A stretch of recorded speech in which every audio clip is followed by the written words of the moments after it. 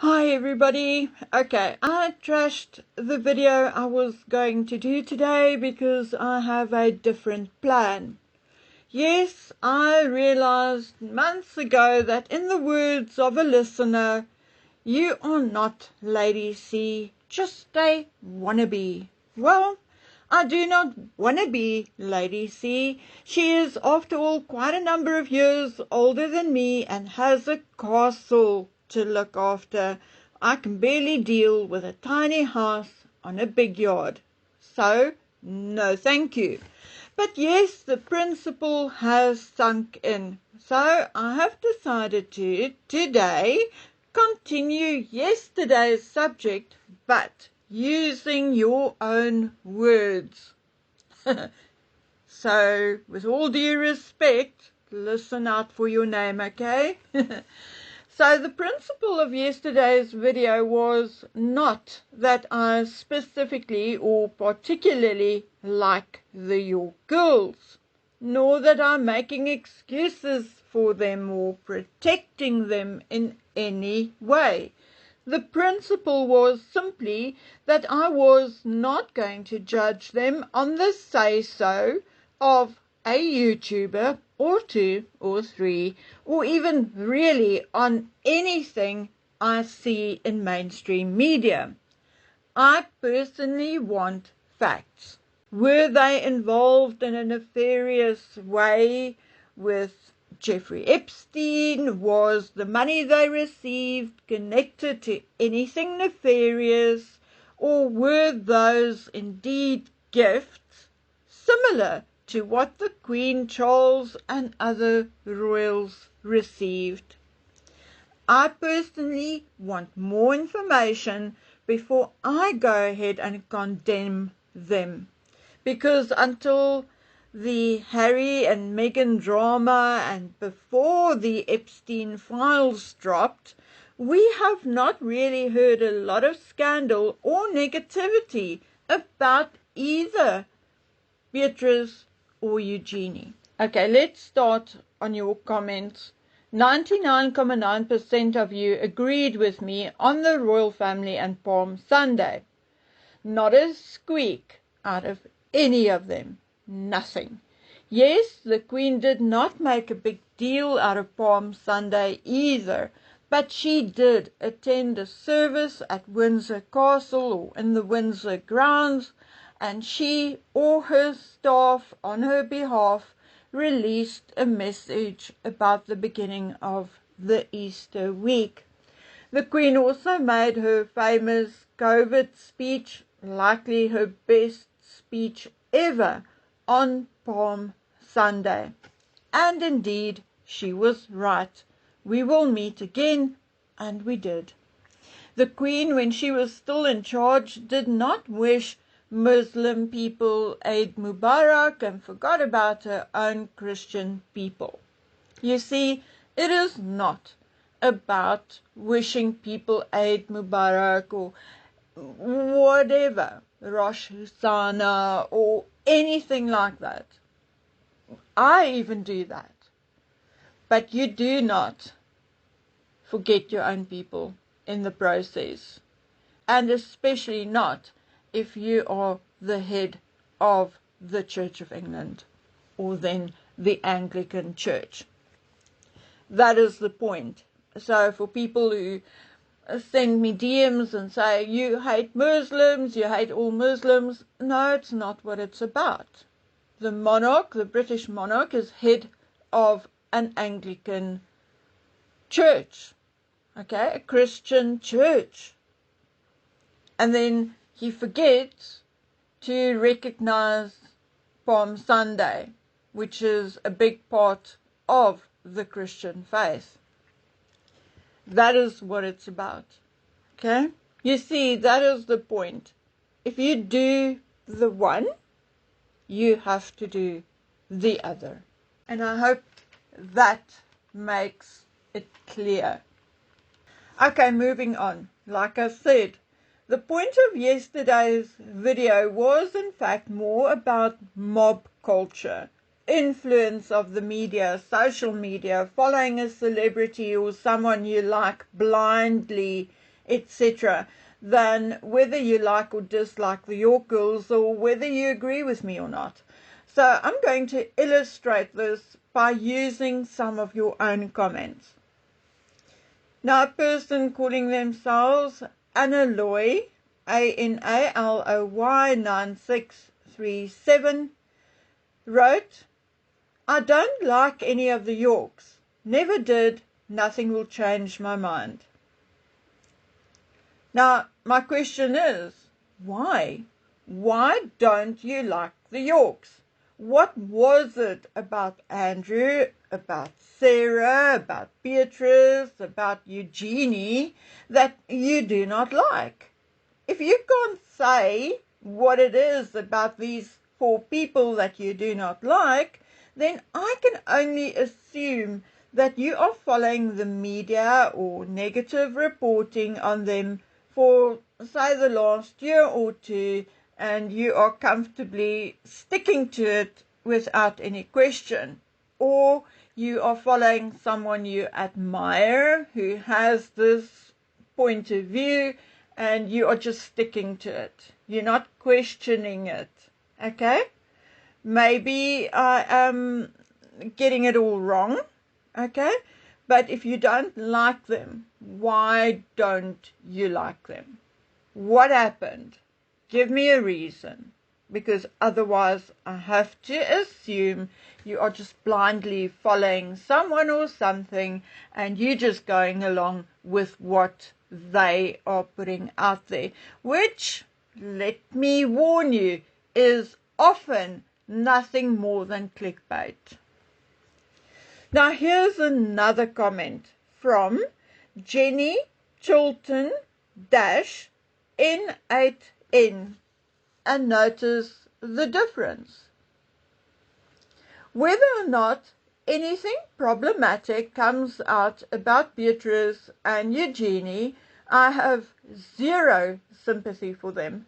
They've led massively privileged lives. Both are millionaires and both have displayed very snobby behavior towards Catherine, and both are good at cultivating the media. Yuck all around.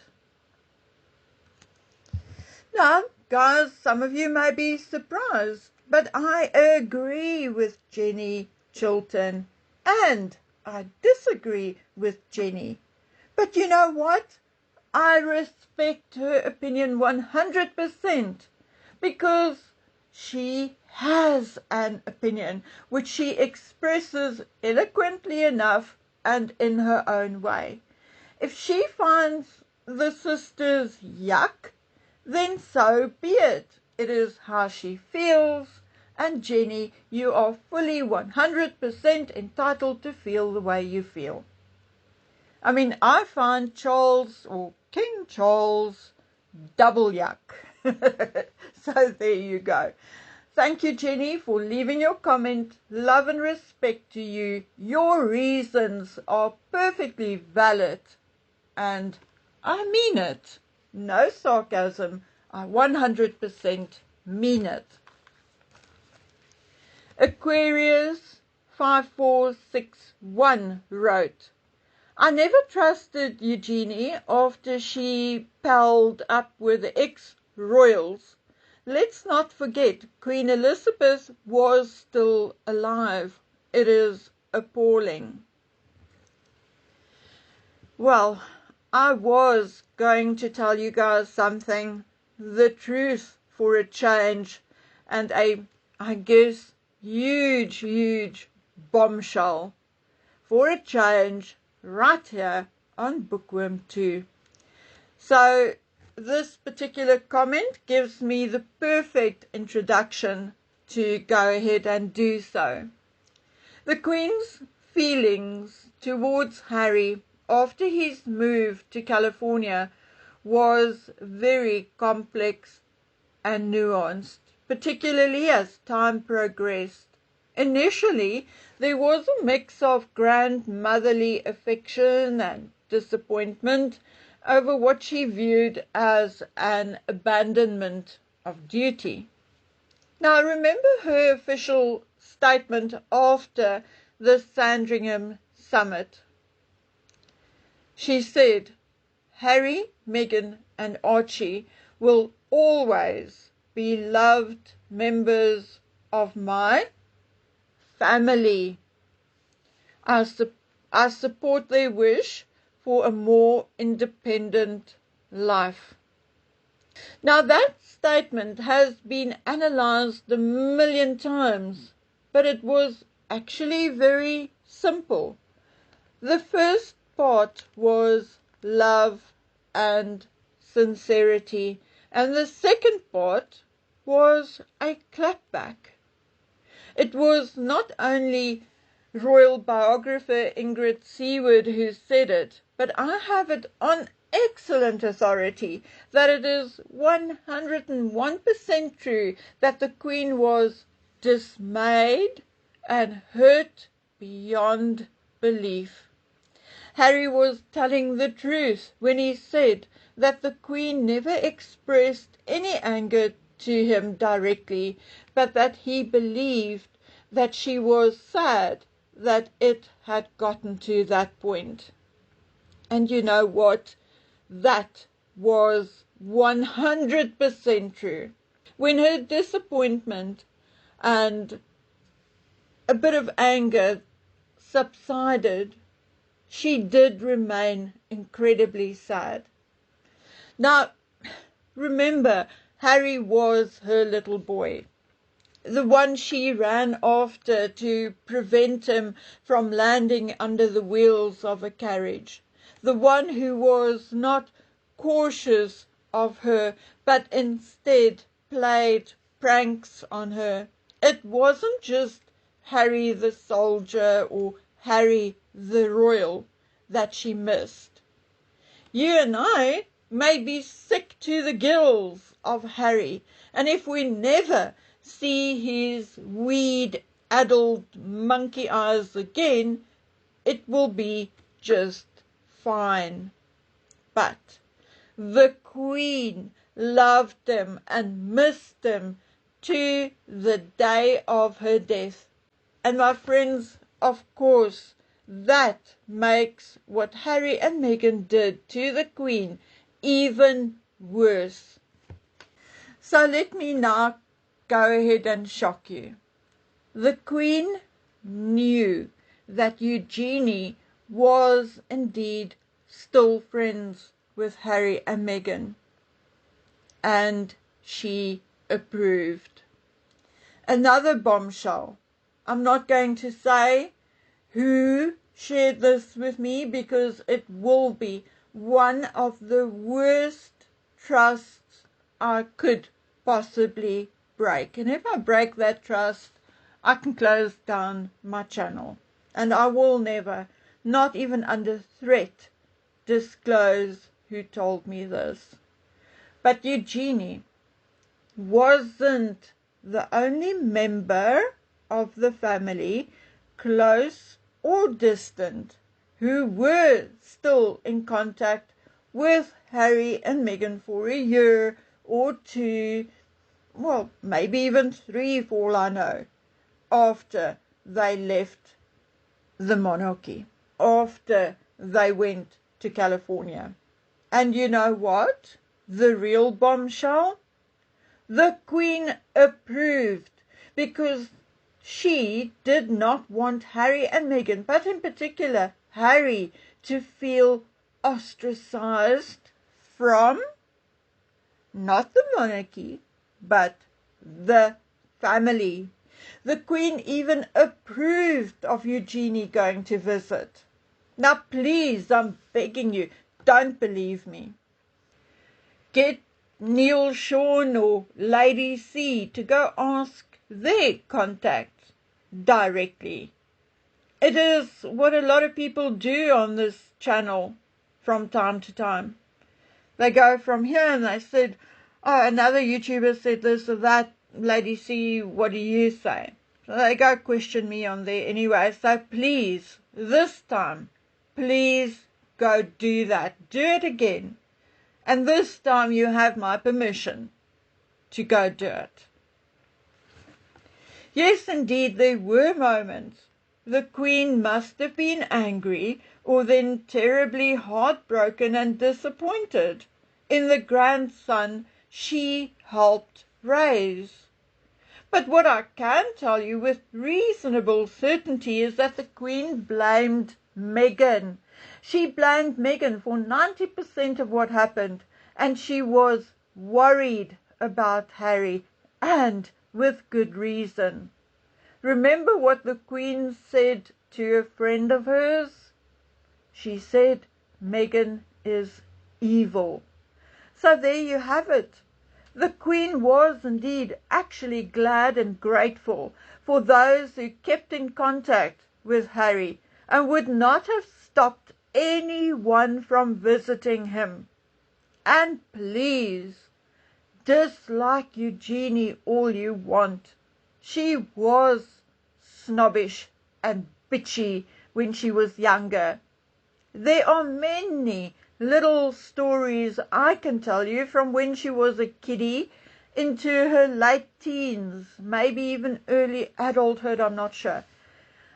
Eugenie was a fiery one, but the Eugenie was a mole thing is bullshit. Eugenie did not share any information. Why? Because she had none to share. Ask the courtiers. Ask the people working at Buckingham Palace. Don't go ahead and believe little old me, okay? So if you are hating Eugenie purely because she stayed friends with the Harkles for a while, then at the very least you can let go of that, okay? Because that is honestly not necessary, particularly if you do so out of love and loyalty to the Queen. The Queen was grateful that Eugenie was still in regular contact with Harry. However, also true is that although Eugenie denied it when asked about it in the media, during her visit to Harry and Meghan, there was a falling out, allegedly between Eugenie and Meghan, and Eugenie has not been back to visit them again. She hasn't. Also, go watch the coronation video again, and you will see Eugenie trying to ignore Harry as much as possible. It is only Jack who fills the awkward space and silence with a light-hearted chat. Go watch it, and then after that, I shall rest my case. Okay, again, I have to rest my case because I'm needed elsewhere, but I'm not done with the subject yet and will be back as soon as possible.